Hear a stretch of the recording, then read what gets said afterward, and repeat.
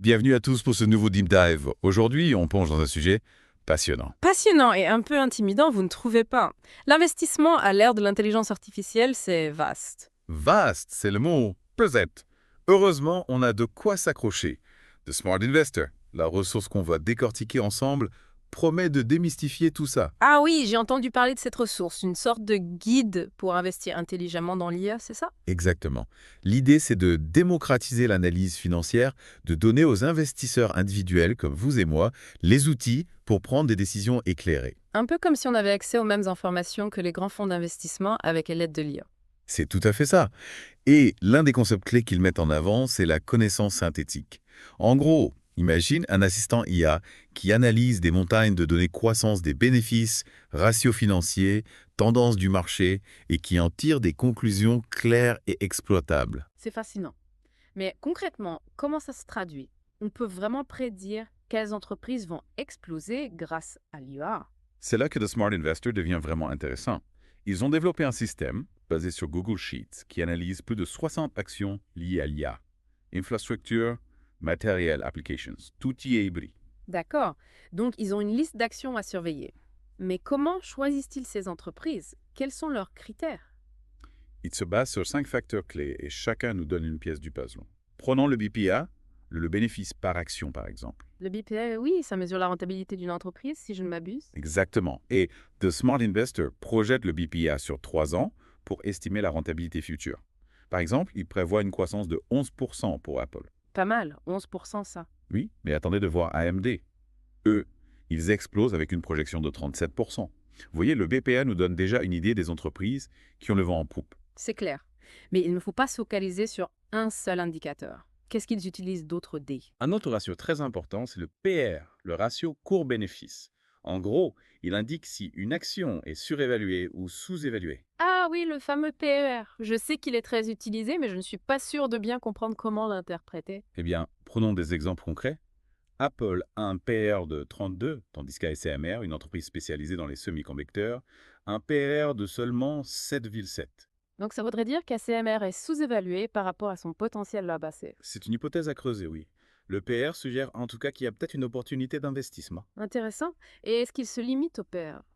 Il me semble qu'il existe d'autres ratios pour évaluer comment dire, la justice du prix d'une action. Absolument. Ils utilisent aussi le ratio PEG, qui tient compte de la croissance future des bénéfices. Par exemple, ils pointent du doigt Snowflake, une entreprise avec un PEG de 12. 12, c'est beaucoup, non? Oui, cela suggère que Snowflake est peut-être surévalué malgré sa popularité.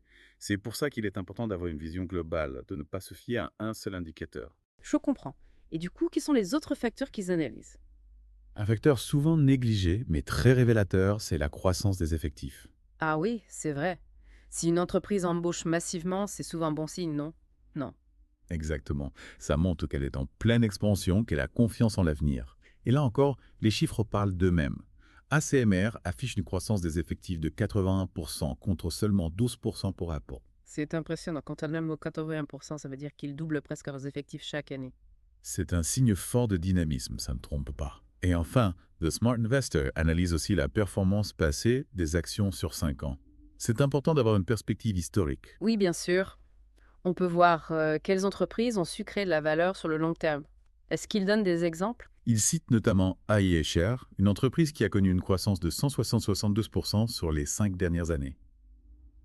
De quoi faire rêver. Ah oui, quand même, à 172%, c'est énorme.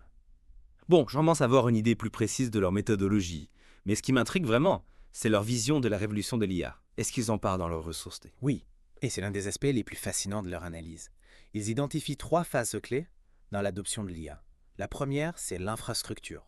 L'infrastructure, Il y a c'est-à-dire... Les entreprises qui fournissent la puissance de calcul et le stockage de données nécessaires au développement de l'IA, les data centers, les fournisseurs de cloud, etc.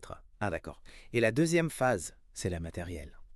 Les fabricants de puces électroniques, de cartes graphiques, de tous les composants qui permettent de faire tourner les algorithmes d'IA. Donc des entreprises comme Nvidia, Intel, ce genre de choses. Exactement. Et enfin, la troisième phase, c'est celle des applications. Là, on parle des entreprises qui utilisent l'IA pour tout et n'importe quoi? Non. La santé, la finance, les transports, les possibilités sont infinies. Vous avez tout compris. Et l'idée de The Smart Investor, c'est qu'il est encore temps d'investir dans ces 3 phases de la révolution de l'IA. Un peu comme l'essai. Comme investir dans l'Internet au début des années 90. J'allais le dire. Exactement. C'est une comparaison qu'ils utilisent eux-mêmes. Le potentiel de croissance est énorme, mais il faut savoir où chercher. Et The Smart Investor nous donne les clés pour naviguer dans cet univers complexe. C'est vraiment une ressource précieuse. Et ce qui est encourageant, c'est qu'il ne s'adresse pas qu'aux professionnels de la finance. Non, pas du tout. Leur objectif, c'est de rendre l'analyse financière accessible à tous. Ils proposent des rapports, des projections de croissance, des conseils d'experts. Tout est fait pour que chacun puisse prendre des décisions éclairées. Alors, chers auditeurs, êtes-vous prêts à prendre le contrôle de votre avenir financier? L'IA est en train de révolutionner le monde de l'investissement. Et avec les bons outils, vous pouvez en profiter pleinement. N'oubliez pas, l'analyse financière n'est plus réservée à une élite.